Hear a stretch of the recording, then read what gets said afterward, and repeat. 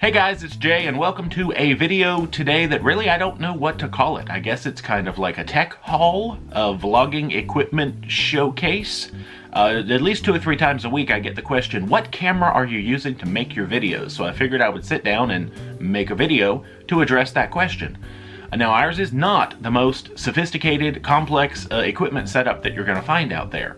It's pretty simple, pretty efficient, and it gets the job done. So let's show off what we take when we go on vacation. I guess we should start off with the main vlogging camera. The only problem is it's being used to record me right now. So let's see if we can switch to a different camera so we can show off that one. Ooh, that looks a little different than normal, doesn't it? Anyway, but I have retrieved our main land vlogging camera, which is the Canon G7X Mark II. Now the main reason I like this little bad boy, well, it's got a lot of features packed into a small little frame. It is 4 times optical zoom, which is always good. You know, you don't lose any of that quality by doing digital zoom.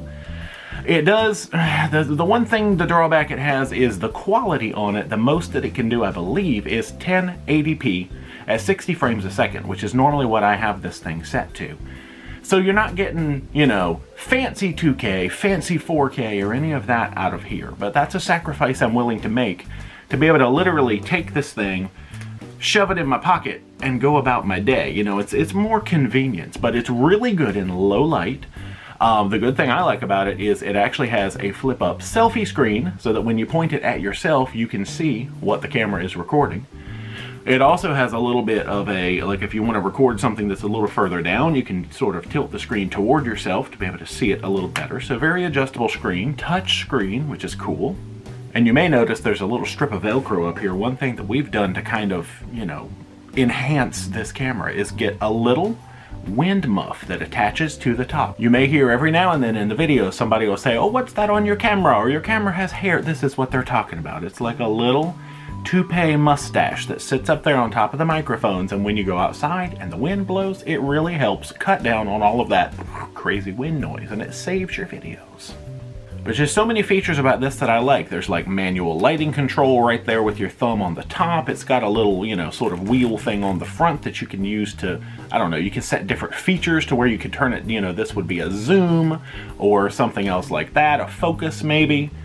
A lot of good stuff happening with this little camera. Now, one of the other questions I get a lot is, what gimbal do you use? None. I am always hand holding this bad boy. Now, it does have some built-in image stabilization, which does help save the day. Not a ton, but some. And the closest thing that I get to a gimbal is really a handle. Nothing too fancy. This is, I believe it is they call it a Gorilla Pod by Joby. I forget the exact model of this one, but it's rated by weight so that it will hold that camera. Not that it's a very heavy camera. Essentially, it's just a little flexible tripod. You know, the legs come apart, you could set it on a table. They bend so that you could wrap it around a railing or something, and then when you put them all together, you've got, there we go, a handle. I use this for maybe theme parks, or if I'm on an excursion or something, it just screws right up onto the top. It's got a handy level. I never use that. And you know, you can have a handle, you point it at yourself, you're doing things you don't have to worry about, oh, you know, am I holding onto it delicately? Is it gonna fly off into the jungle? No, because I've got my Gorilla Pod. And of course, all of this is stored neatly in my little camera bag. I also have a little thing in here with extra memory cards and all of that. Very roomy. But, you know, not too big. It just fits in here and goes right in a backpack, so super handy. But I guess that's really about all there is to say about this bad boy. It's seen some good times. I've dropped it a few times. Shh, we don't talk about that. Anyway, let's change back to this camera now. So, here we go. Hello again. Welcome back. So next up, we will have the camera that Dee uses for her photography. Now this is, I always have to look at it and remember, a Canon PowerShot SX730HS. Now the reason we picked this camera is, A, we knew that Laura had one and we saw it in action on a cruise and thought, that's a good camera. And B, it's got like 40 times zoom. It uses the same batteries as our main G7X, which is a real plus. And I don't know, it's just a nice little workhorse that gets the job done.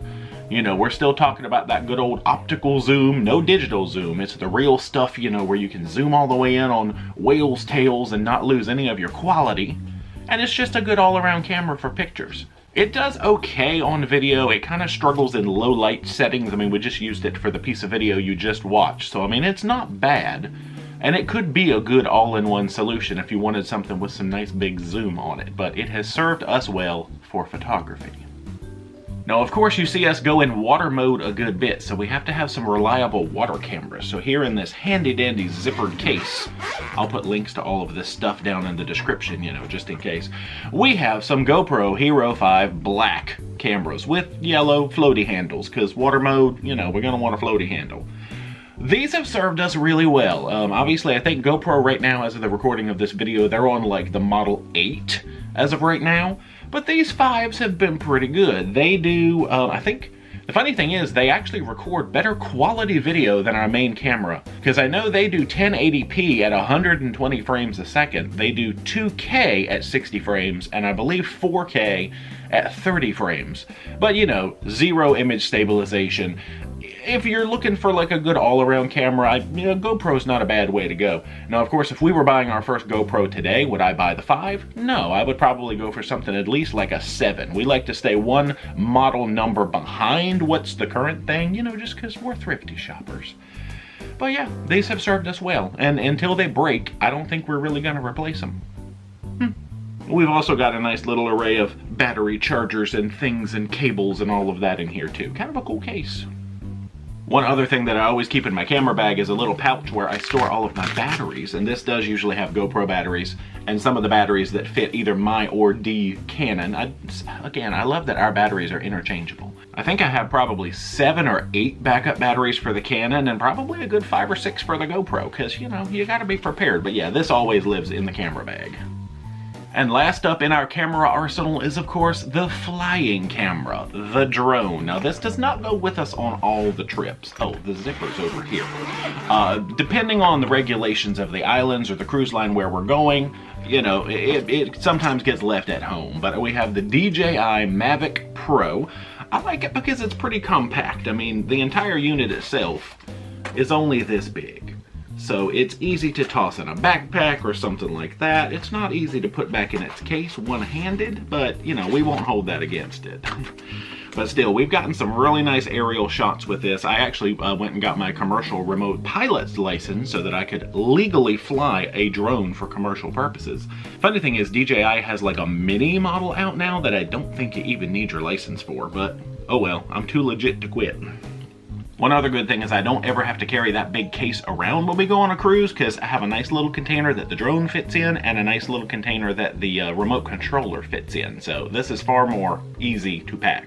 Far handier, far easier, yes. And you also have to have these little bags so that you can fly with a battery safely. So you take the battery out during travel, pop it in one of these cool little bags, and you know, you're good to go. So now that we're done with cameras, let's jump to accessories. For the GoPro, we do have like the chest mount and the head mount. Never used these guys. Probably will in the future, but I've owned these for, I don't know, at least 2 years. We've never used them, but I'm sure they're handy if you do use them.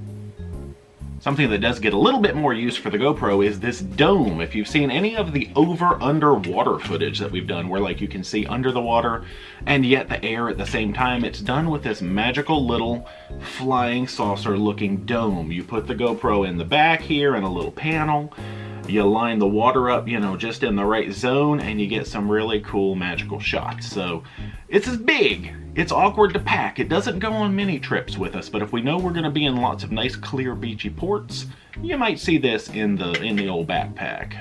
One other accessory that I have used, but not too often, is a little clip-on mount. Basically, you can put your GoPro or something up here, clip this bad boy to, you know, a deck chair, maybe a railing if you can get it to open far enough or something. Do nice time lapses. It's got a little adjustable gooseneck, if that's the word. But this is handy. You just clip it, set it, and forget it. It's perfect for like sail away time lapses. This was actually a gift from Favor. She let me borrow this on our Alaska cruise, and then she said I could keep it. Thanks, Favor. And that is really about it for our camera equipment. So a couple of other things that are sort of techie that go with us on just about every cruise, mostly in the power solutions department. Most cruise ship cabins, they're plagued by only having one electrical outlet. So we used to use what we like to call the squid. It has one little plug that you put in the wall, and it splits out into like these 4 standard 120 volt, you know, that thing. And I don't know why we thought it looked like a little squid or something, but with cruise lines being a little more strict about what they consider extension cords, we kind of wanted a better solution than this. We still take this as a backup, just in case, but this has been replaced with this little guy. Much more compact and convenient. It's basically just a little cube, so it's not an extension cord. It has one plug, a 3-prong outlet on it, but you get 1, 2, 3 standard 120 outlets and 2 USBs on the front. How about that? Actually, there's a newer model now that has 3 USBs on the front, which I'll leave a link for down below.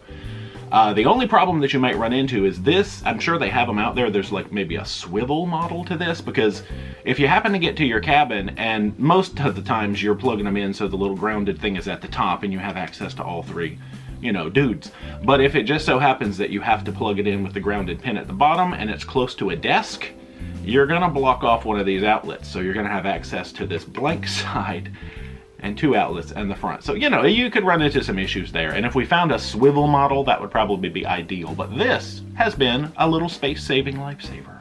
And one other thing that always comes with us is 1 or more, I don't know if you call these battery packs, portable power banks, you know, those things.